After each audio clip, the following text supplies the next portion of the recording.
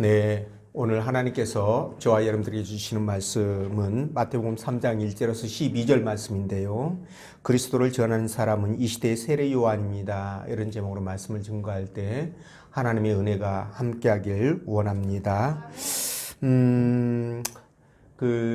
이승만 대통령의 이야기를 다룬 건국전쟁이라는 영화가 그 독립 영화로서는 100만 명을 이제 넘었는데요. 이 영화의 내용이 이승만의 독립운동, 그리고 건국 과정, 그리고 6.25 전쟁, 4.19 의거, 이런 역사의 굵직한 현대사를 지내오면서 왜곡된 것들을 객관적인 자료를 근거로 해가지고 그것을 바로잡는 그런 부분들의 내용인데요. 우리나라가 건국될 당시에 우리나라 국민들 70% 이상이 공산주의 체제를 원했다고 합니다. 그러니까 그런 척박한 환경에서도 이 이승만 대통령이 자유민주주의 체제와 그리고 기독교 정신에 입각해서 나라를 세우게 되는데 이거는 기적에 가까운 일이다, 이렇게 평가들을 합니다. 이 이후에 미국을 비롯해서 애국에서 원조를 끌어오게 되고 또 미국과 상호 이제 방위 조약을 맺음으로 말미암아 북한의 침략을 막아서 우리나라가 이만큼 선진대국에 들어갈 수 있는 기틀을 그분이 만들었다, 이렇게 여겨집니다. 근데 어제 그제가 3.1절 아닙니까? 근데 이 3.1 운동이 일제 강점기 때 일어나게 되는데요. 근데 말이죠, 이 일제 강점기에 그 엄혹했던 시절에 독립운동과 사회계몽운동을 우리 기독교가 주도하게 됩니다. 그래서 여러분들도 잘 알고 있는 유관순도 크리스찬이고요. 그의 부모도 크리스찬입니다.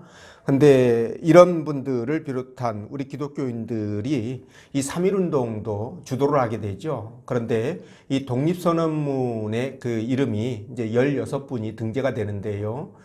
이렇게 이제 적은 숫자가 16분, 그리고 청교도인이 15, 불교인이 2명, 이렇게 해서 총 33명이 등재되는 과정에 기독교인들이 활동을 많이 했음에도 불구하고 적은 숫자가 들어간 것은 다른 종교를 안배해서 이 형평성 때문에 그 양보를 해가지고 이렇게 되었다라고 그렇게 알려지고 있습니다.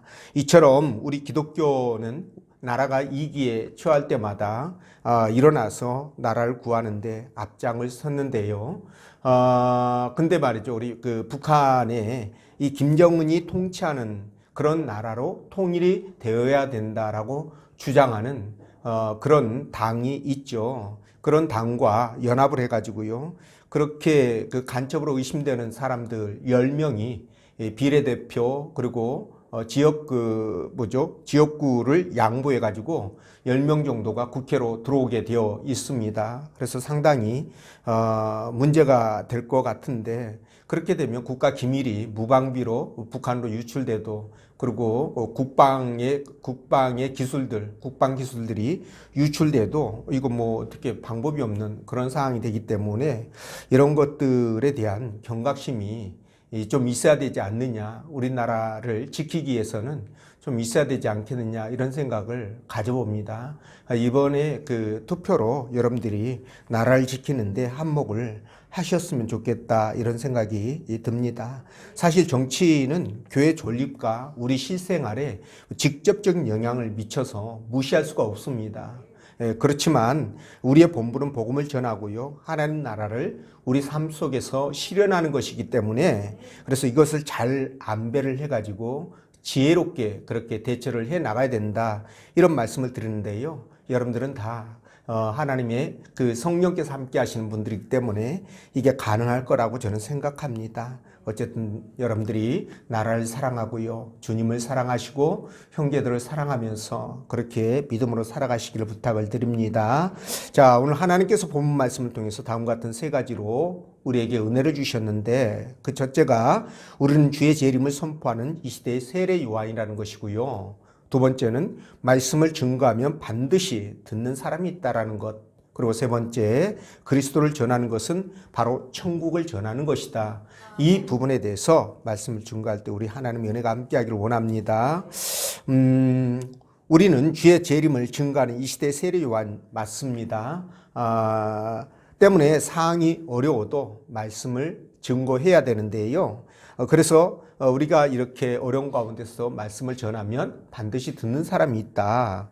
그 듣는 사람들이 말씀을 듣고 그들이 회심을 하고 그래서 구원을 얻으면 그들이 천국을 얻지 않습니까? 그래서 우리가 그리스도의 복음을 증거한다는 것은 바로 그들에게 천국을 전하는 것과 똑같은 것이죠. 그래서 우리는 때를 얻든지 못 얻든지 복음을 전하고 천국을 전해서 영혼을 살리는 그 일에 앞장서는 것이 마땅히 우리가 해야 될 본분이다라는 말씀을 드리고요. 그래서 이런 여러분들이 꼭 이런 삶이 되시기를 부탁을 드립니다. 그래서 오늘 본 말씀을 따라가면서 왜 우리가 복음을 전한 사람이 세례 요한이고 또 복음을 전하는 것이 천국을 전하는 것인지 성령께서 들려주시는 하나님의 음성을 듣도록 하겠습니다. 자, 첫째로 우리는 주의 이름을 선포하는 이 시대의 세례 요한이다 라고 말씀하시는데 3절 말씀 읽어봅니다. 시작.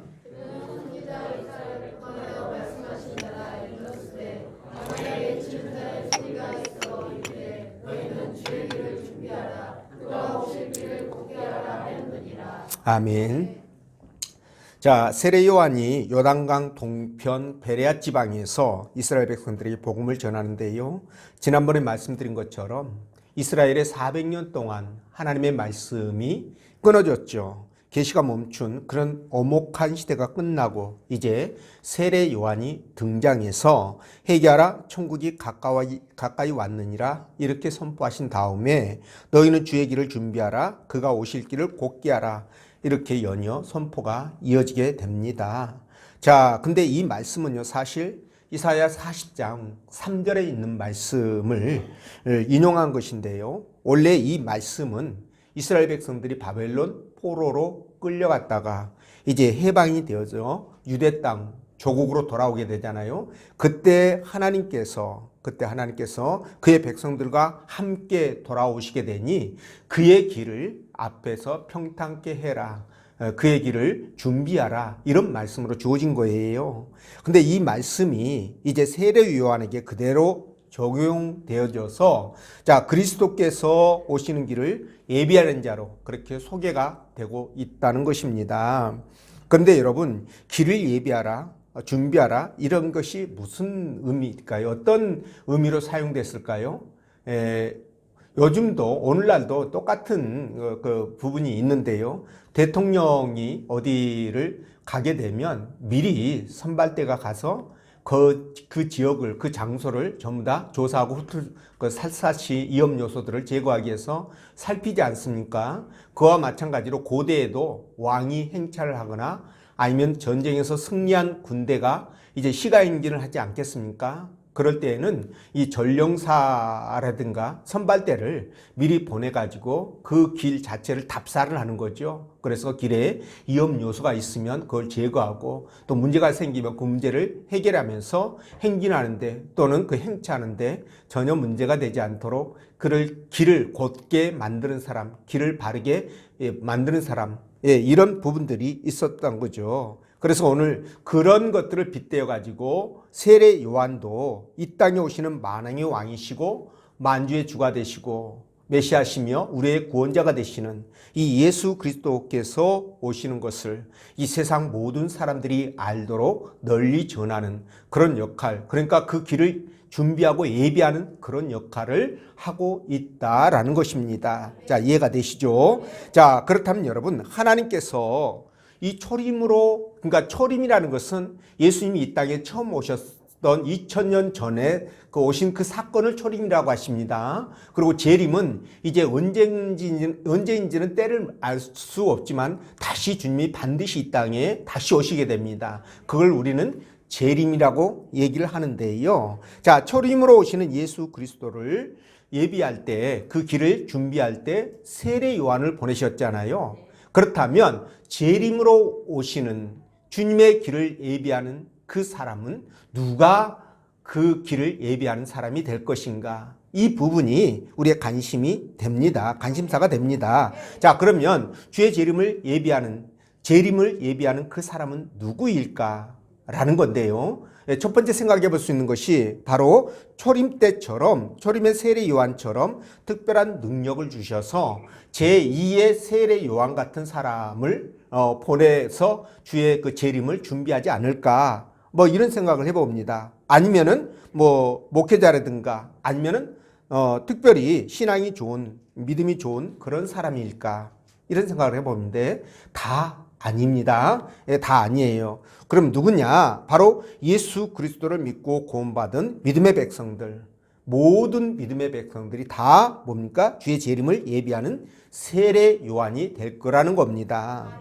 예, 다시 말해서 하나님은 저와 여러분들을 통해서 주께서 재림하시는 것을 예비케 하신다는 거예요. 이해가 되십니까? 예, 그래서 하나님은 저와 여러분들에게 세례 요한, 제2의 세례 요한이 되기를 원하시는데, 자, 그렇다면 이것을 우리가 어떻게 알 수가 있을까라는 거죠. 자, 그렇다면 우리가 제2의 세례 요한이 되길 원하시는 하나님의 뜻을 어떻게 알 수 있느냐? 자, 구약시대 때에는요, 하나님께서 백성들에게 하고 싶은 말씀이 있으면 어떻게 했습니까? 특별히 선지자를, 그죠? 선지자를 픽업해서 그 선지자를 통해서 말씀을 하셨단 말이에요. 또 반면에 백성들이 하나님 앞에 나아가고 싶을 때, 그죠? 하나님 앞에 가고 싶을 때가 있잖아요. 그럴 때는 어떻게 갔습니까? 그 중간에 제사장이라는 이 중보자를 세워서 하나님 앞에 나아갈 수가 있었던 거예요. 그러니까 하나님과 백성들 사이에는 누가 있었다? 중보자가 있었다는 거죠.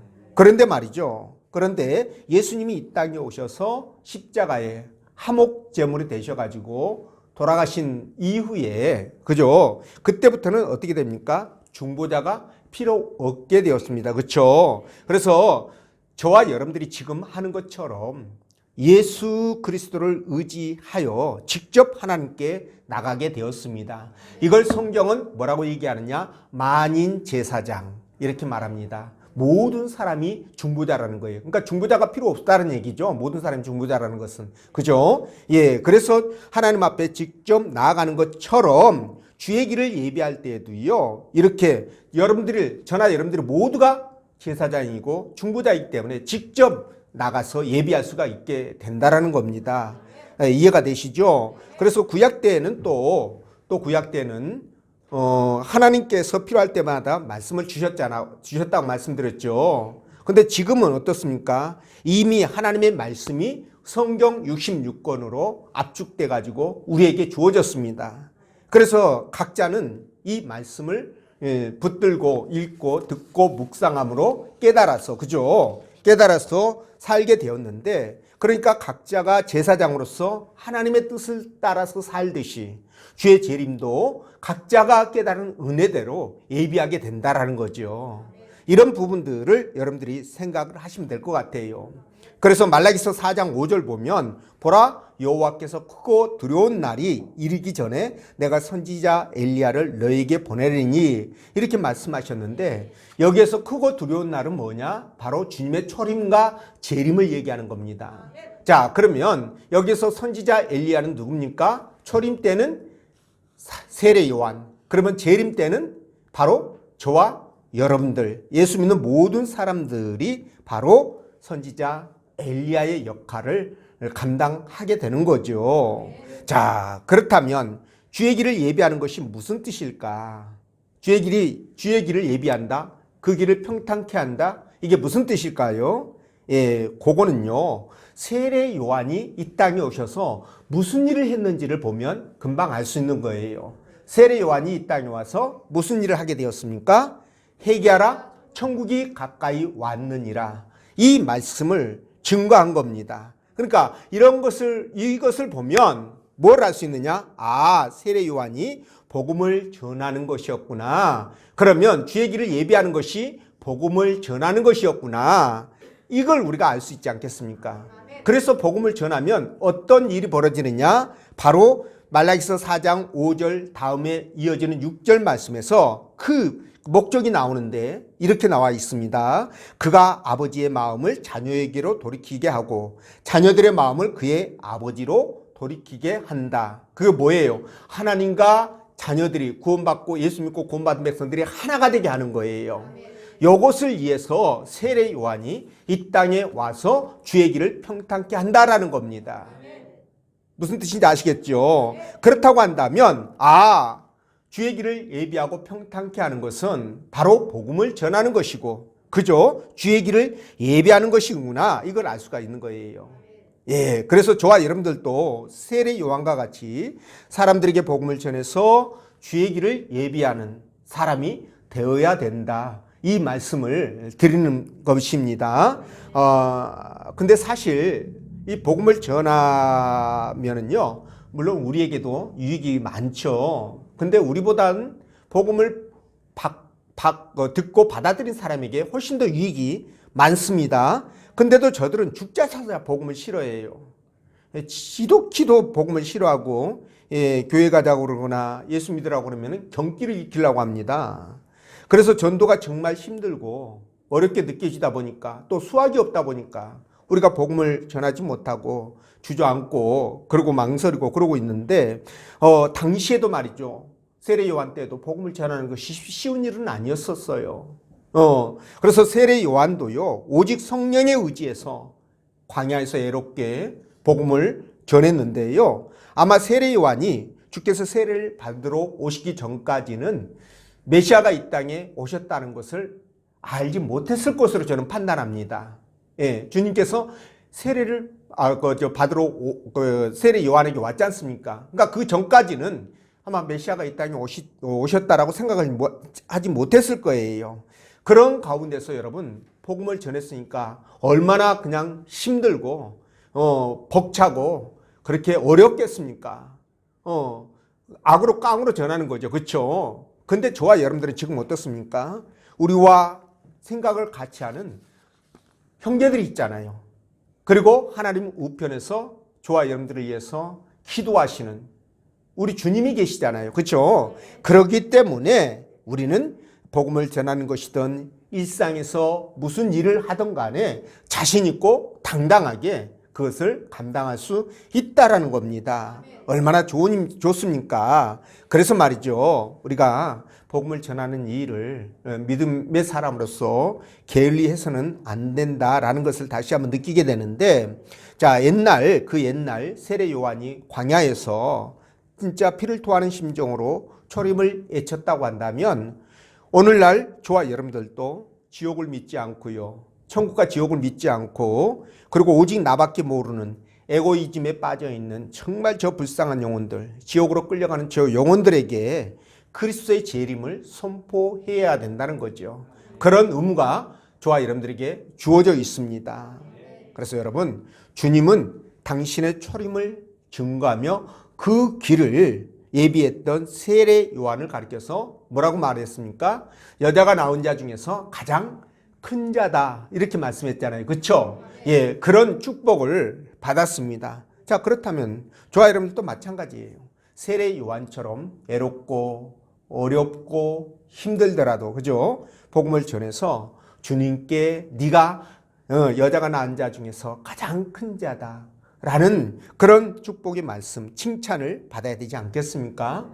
그런 저와 여러분 되시기를 주의 이름으로 축원드립니다. 자, 그리고 두 번째는 말씀을 증거하면 반드시 듣는 사람이 있다라는 건데요, 5절과 6절 말씀 읽어봅니다. 시작. 이때 예루살렘과 온 유대와 요단강 사방에서 다 그에게 나와 자기들의 죄를 자복하고 요단강에서 그에게 세례를 받더니. 아멘. 자, 세례 요한이 광야에서 약대 토롯을 입고 메뚜기와 석청을 먹으며 천국을 선포하고 회개를 외치자 많은 사람들이 그에게로 와서 세례를 받죠.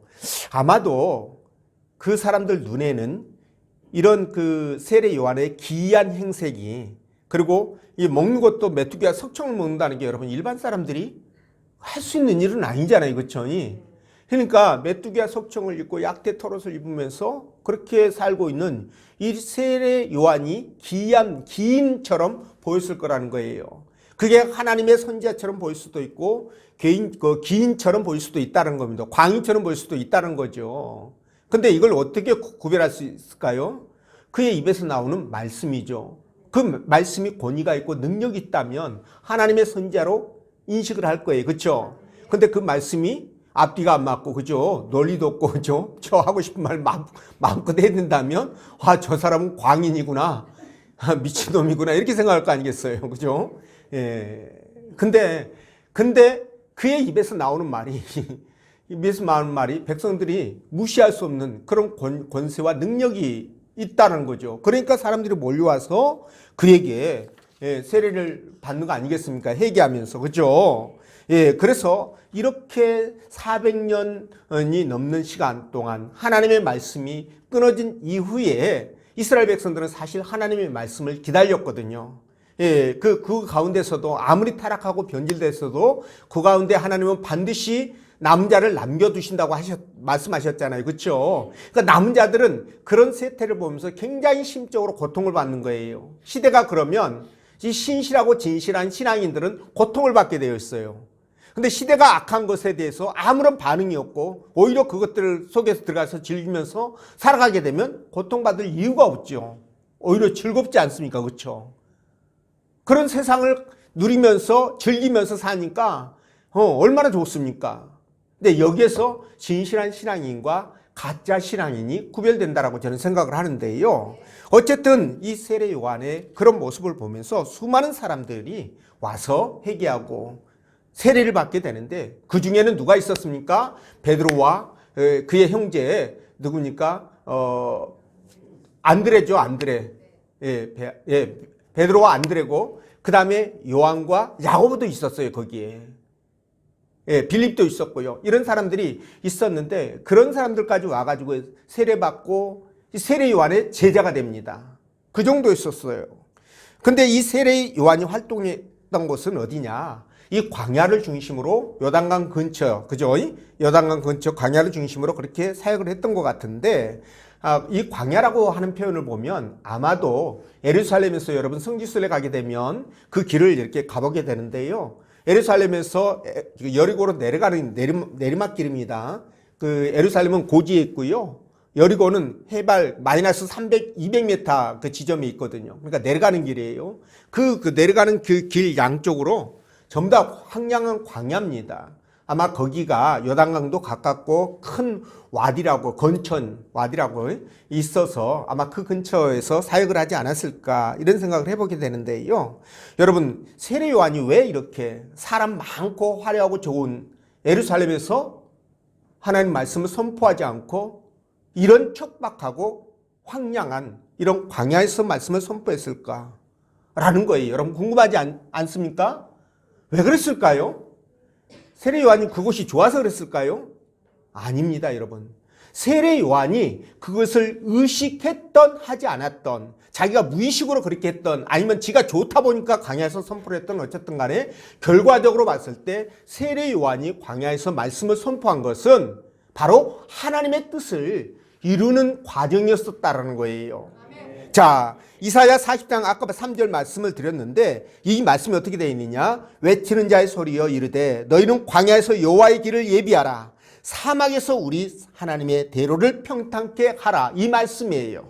그러니까 이 말씀대로 세례 요한은 바로 광야에서 사막에서 하나님의 말씀을 선포함으로 말미암아 이사야 40장 3절의 말씀을 성취시키는 겁니다. 말씀드렸던 것처럼 세례 요한이 이 내용을 알았을 수도 있고 몰랐을 수도 있는데 알았다 하더라도 이것이 주님께서 오시는 길을 예비하는 선지자 엘리야의 역할을 감당한다는 것을 알았을까? 저는 그렇게 생각하지는 않습니다만 어쨌든 그가 했던 지 생각으로 지 계획으로 했던 어쨌든 간에 이게 하나님의 말씀을 성취하는 결과가 돼버리고 만 거예요. 자, 이걸 볼 때 여러분 우리가 뭘 알 수 있느냐? 하나님이 말씀하시는 것은 어떤 상황 속에서도 반드시 그 일이 성취되어져 가는구나 라는 것을 알 수 있는 거예요. 그래서 여러분 저와 여러분들은 하나님의 말씀을 여러분들이 가볍게 생각해서는 안 된다는 겁니다. 그 말씀을 진중하게 받아들이셔야 되고요.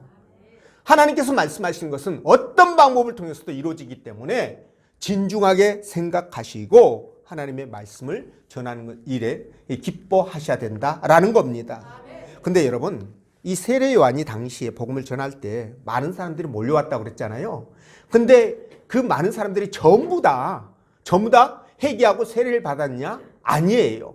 오늘 이 본문 속에서도 나와 있는 것처럼 누굽니까? 이 바리새인들과 사두개인들 7절이죠. 이들이 세례를 받으러 왔을 때 사도 요한이 뭐라고 얘기합니까? 이 독사의 자식들아, 누가 너희를 가르쳐 임박한 진노를 피하라 하더냐라고 너무나 강력한 책망을 하는 것을 볼 수가 있는데요. 이렇게 세례를 받으려고 오는 목적이 아니라 뭡니까? 저놈이 뭔 말하는가 보자. 어떤 짓을 하는가 보자. 네가 꼬투리 안 잡히나 보자. 내 꼬투리만 잡혀봐라. 내가 가만 안 둔다. 이렇게 하는 사람도 분명히 있었다는 거예요. 맞습니까? 자, 그런 가운데서 지금 복음이 선포되는 거잖아요. 그래서 이걸 통해서 우리가 깨닫는 게 있어요. 아, 우리가 복음을 전할 때 전부 다 우리가 전하는 복음을 듣고 기뻐하면서 눈물을 흘리면서 나도 교회 가겠습니다. 나 교회 좀 가게 해주세요. 이런 사람만 있는 게 아니라는 거죠. 그 가운데는 거의 대다수가 이렇게 바리새인과 사두개인들처럼 그렇게 배척하고, 그죠? 대적하고, 또는 무관심하고, 이런 사람들도 거기에 섞여 있다는 거죠. 그렇지만, 우리가 이런 사람들을 보고 복음을 전하면 낙심하고 절망해서 못 전하죠. 그렇죠? 우리는 이 세리나 아니면 병사들처럼, 복음을 듣고 회개하면서 세례를 받는 이런 사람들을 바라보면서 복음을 전해야 된다는 겁니다. 예, 초대교회 때도 마찬가지였었어요. 그 능력 있는 사도들이 또는 사도 바울이 복음을 전할 때 많은 사람들이 전부 다 회개하지 않았지 않습니까? 막 돌 가지고 와서 내리쳐가지고 심지어 죽이기까지 하잖아요. 이런 상황 속에서도 복음을 전했는데 여러분, 그러니까 이런 것들을 보면서 우리가 어떤 상황에서도 낙심하지 말고 내가 증거할 때 듣는 사람이 반드시 있다. 그러니까 그 사람을 바라보면서 내가 복음을 전해야 되는구나 이렇게 생각하시면서 세례 요한처럼 복음을 전하시라는 거예요. 예, 그럴 때 하나님의 능력과 역사가 나타난다는 것입니다. 예, 그래서 요한복음 10장 16절에 내 양은 내 음성을 듣는다라고 말씀하셨잖아요.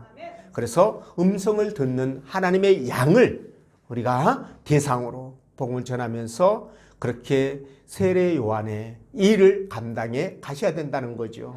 그런 여러분 되시기를 바라고요. 그 다음에 세 번째, 복음을 전하는 것이 곧 천국을 전하는 것이다 이렇게 말씀을 하시는데 11절 말씀 읽어봅니다. 시작. 나는 너희로 회개하게 하여 물로 세례를 베풀거니와 내 뒤에 오시는 이는 나보다 능력이 많으시니 나는 그의 신을 들기도 감당하지 못하겠노라. 그는 성령과 불로 너희에게 세례를 베푸실 것이요. 아멘. 자, 여러분, 이 말씀이 이제 그 본문의 주제하고는 조금 벗어났지만, 여러분, 이 세례 요한이 말이죠. 사람들이 자신을 메시아로 생각하면서 막 추앙을 하잖아요. 이때 뭐라고 얘기하냐면, 이 본문의 말씀이 그 내용인데, 나는 메시아가 아니라는 거예요. 메시아의 길을 예비하는 그의 종에 불과하다. 라는 그런 얘기를 하지 않습니까? 그러니까 이런 걸 보면서, 참 세례 요한이 겸손하구나. 이 사람은 하나님 영광만을 바라보면서 살아가는 사람이구나 이걸 알 수가 있는데 여러분, 이런 겸손한 모습이 바로 저와 여러분들의 모습이 되어야 된다는 겁니다. 그러니까 신앙인들이 겸손하지 않고요, 자꾸만 자기가 한 걸 드러내려고 그러고 알리려고 그러고 알아주기를 원하고 대접받기를 원하고 이러면 끝입니다. 여러분, 신앙생활 하기가 어려워요. 이렇게 돼버리면 내 자아가 살아가지고 있는 상태에서는 신앙생활이 어렵습니다. 그래서 우리는 항상 겸손한 자가 되어야 되는데요. 자, 다시 주제로 돌아왔어요. 여러분, 세례 요한의 첫 메시지가 회개하라, 천국이 가까이 왔다라는 말씀이잖아요. 근데 그 뒤로 바로 연결되는 말씀이 뭐냐면, 그 뒤로 그리스도를 증거하는 그 사역을 하고 있거든요. 자, 그렇다면 여러분, 회개하라 천국이 가까웠다라는 말과 그리스도의 사역 천국과의 그 연관성이 있어가지고 그렇게 전했느냐라는 겁니다. 있을까요, 없을까요? 여러분들이 이해가 잘 안 되시는 거죠? 네. 미안합니다. 제 책임입니다. 그러니까 세례 요한이 지금 천국이 가까이 왔다라고 천국을 선포하고 있잖아요. 그러면서 바로 뒤이어서 그리스도를 증거하고 있는 것을 우리가 볼 수 있다는 말입니다. 그렇다고 한다면 왜 사도 요한은 이 천국과 그리스도를 그냥 한 묶음으로 해가지고 전하고 있느냐라는 거예요. 그 이유는 바로 천국과 그리스도가 한 몸이기 때문에 그렇습니다. 한 몸이기 때문에 그래요. 이해가 되십니까? 같이 연결되어 있어요. 자, 그렇다면 이 천국을 우리가 먼저 살펴볼 필요가 있는데요. 여러분, 이 천국 그러면 여러분들이 흔히 생각할 때 이런 질문 많이 하죠. 예를 들자면 집사님, 천국은 언제 갑니까? 이렇게 질문했을 때 답변은 뭘까요? 죽으면 가지요. 그죠? 자, 죽으면 갑니다. 이렇게 얘기를 하는데, 그러면 뭐예요? 이 천국은 장소적 천국을 얘기하는 거예요. 그러니까 여러분들이 생각하고 있는 실제 지금 저 하늘 어딘가에 있는 천국을 얘기하는 겁니다. 장소적 천국. 그런데 천국은 이 장소적 천국만 있는 것이 아니라 우리 마음 가운데도 천국이 있어요. 마음속에도. 그걸 우리가 뭐라고 얘기합니까? 심령천국 이렇게 얘기합니다. 그래서 천국은요 2가지예요. 하나는 장소적 천국으로 앞으로 우리가 죽어서 갈 곳이 하나 있고, 또 하나의 천국은 바로 지금 우리가 누리고 있는 심령천국, 이 2가지입니다. 그래서 하나는 이미 이루어졌고, 그죠? 하나는 이루어질 천국, 이렇게도 얘기를 해요.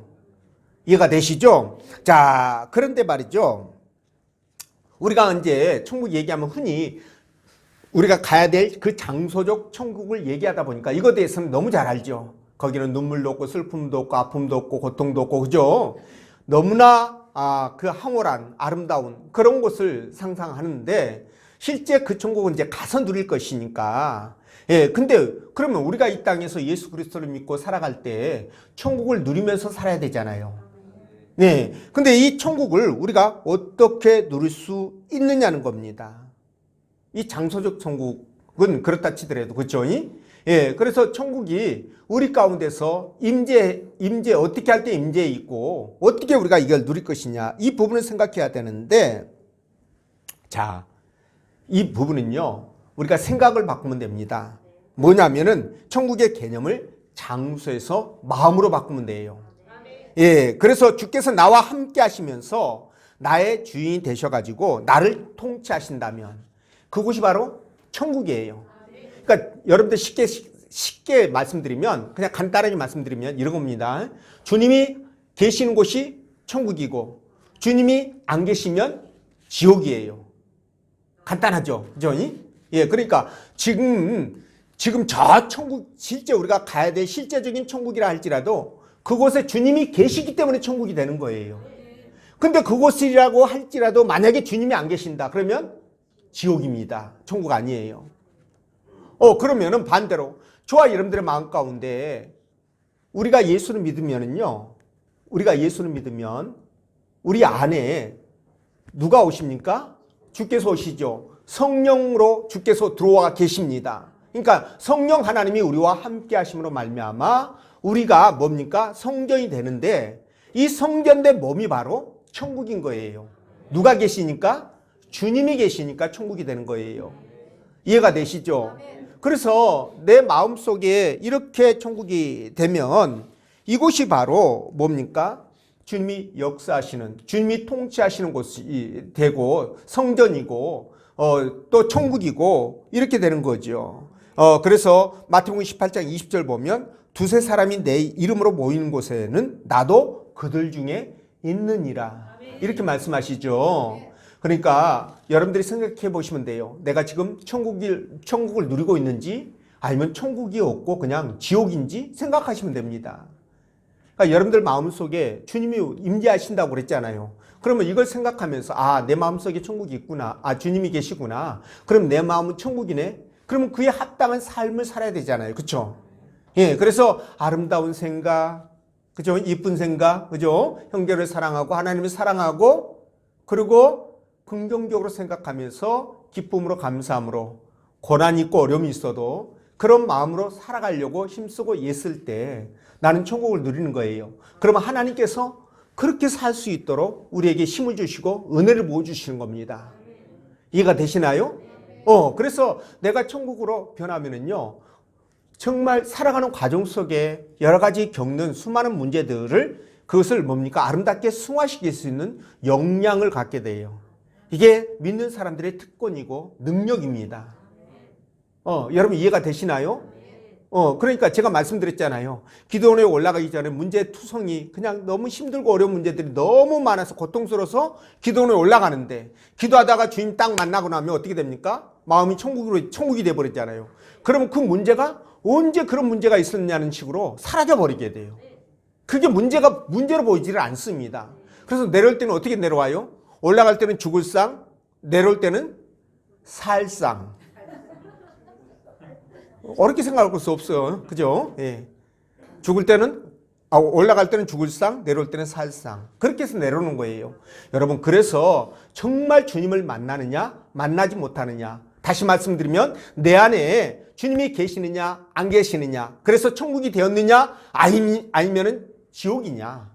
이 부분이 여러분들의 삶의 질을 결정하는 거예요. 돈이 많고, 권세가 있고, 많이 배워서 학식이 뛰어나고 지식이 많고 이게 삶의 질을 결정하는 것이 아니라 이건 물론 이것도 삶의 질을 결정합니다. 그러나 이건 일시적이에요. 여러분도 아무리 돈 많아도 여러분 그 돈 많을 때 그때 반짝 기쁨이 있을 뿐이지 얼마 지나면 똑같아져요. 여러분들이 100억 로또 당첨됐어도요. 당첨되고 나서 한 달 정도 갈까요? 그 기쁨과 즐거움이? 그죠? 그러면 한 달 지나고 나면 한 달도 많네. 지나고 나면 원래대로 돌아옵니다. 그래서 100억 생겼죠? 그러면 100억보다도 조금 더 많이 모으려고 악착같이 또 이렇게 그래서 똑같아집니다. 그래서 일시적이에요. 그러나 우리 마음이 천국으로 변하게 되면 어떻게 될까요? 항상. 그걸 컨트롤이 가능해지기 때문에 그래요. 많고 조금 소유의 문제가 되지 않아요. 우리 마음이 많으면 많은 대로 천국을 이룰 수 있고요. 적으면 적은 대로 천국을 이룰 수 있어요. 그게 가능해집니다. 그래서 예수 믿는 사람은요, 주님을 만난 사람은, 마음이 천국인 사람은요, 그래서 삶에 많고 적음에, 소유의 많고 적음에 관여하지 않고, 관계되지 않고, 그래서 기쁨을 누리고 감사를 누리면서 살 수 있는 겁니다. 여러분, 이거를 깨닫고, 이걸 소유해야 돼요.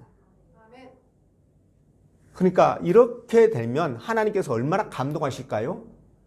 하나님이 이뻐가지고 그냥 죽고 못 살겠죠. 그러면 그 다음은 어떻게 될까요? 그 사람 붙드시지 않을까요? 붙드시면 어떻게 되겠습니까? 그 다음부터는 일사천리, 그죠? 만사형통, 그죠? 신통, 방통, 꼬부랑통. 이렇게 되는 겁니다, 여러분. 진짜 예수 믿는 것에 대한 즐거움과 기쁨이 이런 것인 거예요. 그래서 여러분들 마음 가운데 진정으로 천국이 이루어지시길 바랍니다. 자, 그렇다면 여러분 예수를 전하는 것, 복음을 전하는 것이 무엇이 될까요? 결국은 뭘 전하는 게 될까요? 그렇습니다. 천국을 전하는 것이 되는 거예요. 당신 천국을 누려보세요. 이 말과 똑같은 거예요. 주님을 만나면 천국이 이루어지니까, 천국이 이루어지면 모든 것을 초월해서 극복할 수 있는 역량을 갖게 되니까, 힘이 생기게 되니까 이게 가능해지는 겁니다. 내가 아프고 힘들고 어려워도 이게 어려움이나 힘든 거로서 느껴지지 않는다니까요. 그게 의심되면 여러분들 기도원에 한번 올라가서 주님 한번 만나보세요. 나무 하나, 뿌리 하나 뽑고 그런 말 많이 하지 않습니까? 그럼 그걸 체험하게 될 겁니다. 그래서 여러분들이 이렇게 천국을 통해서 여러분들이 만사 형통을 누리시기를 주의 이름으로 축원드립니다. 기도합니다.